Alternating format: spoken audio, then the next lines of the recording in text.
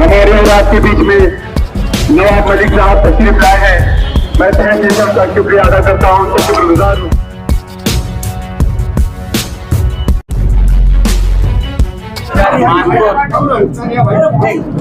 राष्ट्रवादी Congress party के मुख्य चुनाव कार्यालय का उद्घाटन हम लोगों ने किया। आज से चुनाव प्रचार की हम शुरुआत कर रहे हैं और 18 तारीख तक अलग अलग माध्यम से हम चुनाव प्रचार करेंगे। रोड शो होगा, नुक्कड़ नाटक के माध्यम से हमारे लोग जनता तक जाएंगे, चौक सभा होगी, छोटी छोटी बैठकों का आयोजन होगा और निश्चित रूप से जो इलेक्ट्रॉनिक माध्यम है, हमारी एलईडी वैन भी चलेगी, शॉर्ट फिल्म दिखाई जाएगी और पूरी तरह से हम इस चुनाव में जनता तक अपने मुद्दों को लेकर जाएंगे। ये चुनाव अलग तरह का चुनाव है। मैं 5 बार विधायक रहा। मैंने तय किया था कि गिरफ्तारी के बाद जिस तरह से मेरी अपनी विधानसभा जो अरुणशक्ति नगर थी, हमारी बिटिया ने उसे मेरी गैर हाजिरी में देखभाल की। जब मुझे जमानत मिली उसके बाद मैं अस्पताल से घर आने के बाद दफ्तर पर जब मैं गया और वहाँ पे भीड़ आती थी तो हम लोग दफ्तर के लोगों से कहते थे कि लोगों को बुलाइए, क्या उनकी समस्याएं सुने। लेकिन दफ्तर के लोगों का कहना था कि ये भीड़ आपसे मिलने के लिए नहीं आई है, सना मैडम के लिए आई है, वो उनका इंतजार कर रही है। ये हालात देखकर मैंने फैसला किया था कि मैं चुनाव अब नहीं लड़ूंगा। लेकिन लोकसभा के नतीजे आने के बाद शिवाजी नगर मानपुर की जनता लगातार मेरे घर आती रही। लगातार उनका अनुरोध था, उनकी मांग थी कि मैं इस विधानसभा क्षेत्र से चुनाव लड़ूं।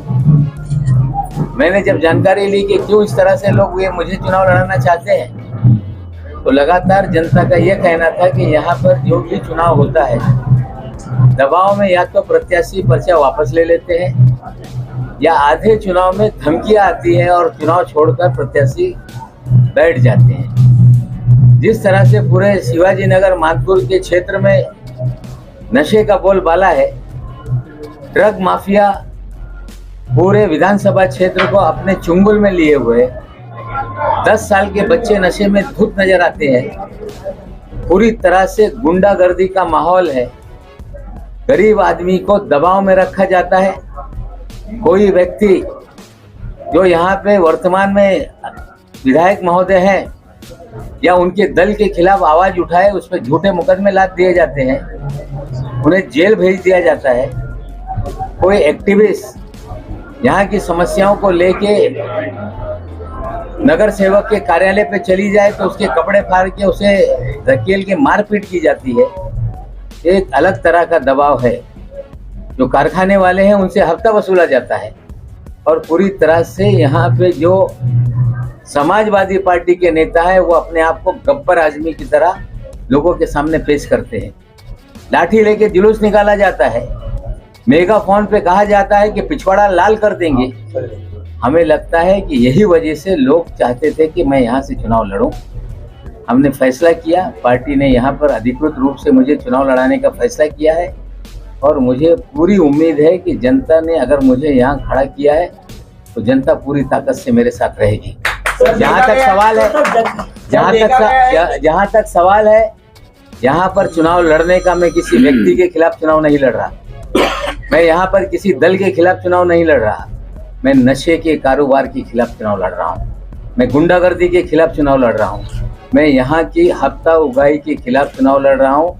और अभी कुछ भ्रम फैलाया जा रहा है कि 2 लोगों की लड़ाई में भारतीय जनता पार्टी शिवसेना गठबंधन का उम्मीदवार जीत जाएगा। पिछले लोकसभा चुनाव में जिस तरह से नतीजे थे, इस विधानसभा क्षेत्र में मात्र 28,000 वोट जो महायुति के उम्मीदवार को मिले थे। अभी यहाँ पे जो उम्मीदवार है, हमें लगता है मात्र 8,000 वोटों में सिमटने वाला है। लड़ाई सीधे है और जब जनता कोई चुनाव अपने हाथ में ले लेती है तो वो जनता चुनाव जब लड़ने लगती है तो नतीजे बिल्कुल अलग तरह के आते हैं।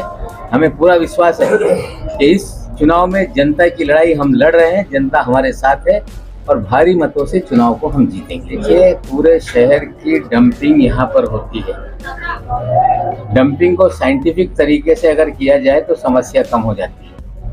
जहाँ तक बायोमेडिकल वेस्ट को डिस्पोज करने के लिए एसएमएस कंपनी बनाई गई, जिसके वजह से भारी प्रदूषण होता है। कुछ लोग इसे मुद्दा बनाकर आंदोलन करते हैं और फिर आंदोलन रातों रात गायब हो जाता है। क्यों होता है, जनता पूरी तरह से जान रही है।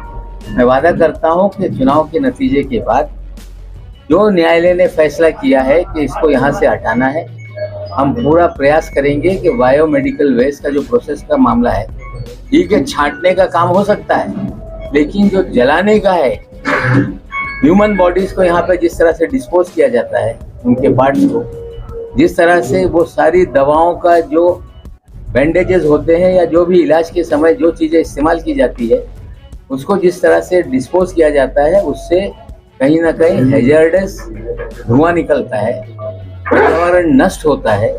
अगर हाई कोर्ट ने ऑर्डर दिया है तो सरकार की जिम्मेदारी बनती है कि इसे बंद किया जाए। हम पूरे प्रयास करेंगे कि यहाँ पर वो सारी एक्टिविटीज़ को बंद कराएं। ऐसा है कि विकास जो शहर का है, जो मेगा प्रोजेक्ट होते हैं महानगर पालिका की, कोई व्यक्ति कहे कि हमने किया है, तो हमें लगता है यहाँ से जो मानपुर घाटकोपर लिंक है उसका ट्रैफिक ढंग से चले, इसलिए ये ब्रिज बनाया गया।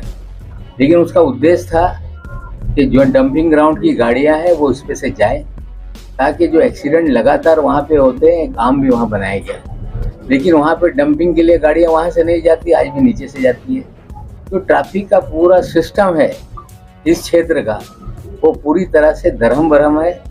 सोच समझ के पूरा सिस्टम बनाया जाए तो हमें लगता है ये सारी दुर्घटनाएं रुकेंगी और हम प्रयास करेंगे चुनाव के नतीजे के बाद कि आगे दुर्घटना ना हो।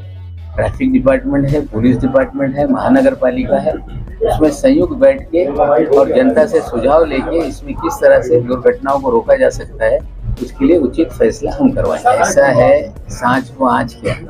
जब 1995 में मैं चुनाव लड़ा तो ये पार्टी में नहीं थे। हमने पहली बार जब इनके हाथ में माइक दिया तो इनके पैर थरथरा रहे थे। अब जिनको हमने हमारे ही हाथों के तरासे हुए पत्थर के सनम आज मंदिर में भगवान बने बैठे, क्या बात।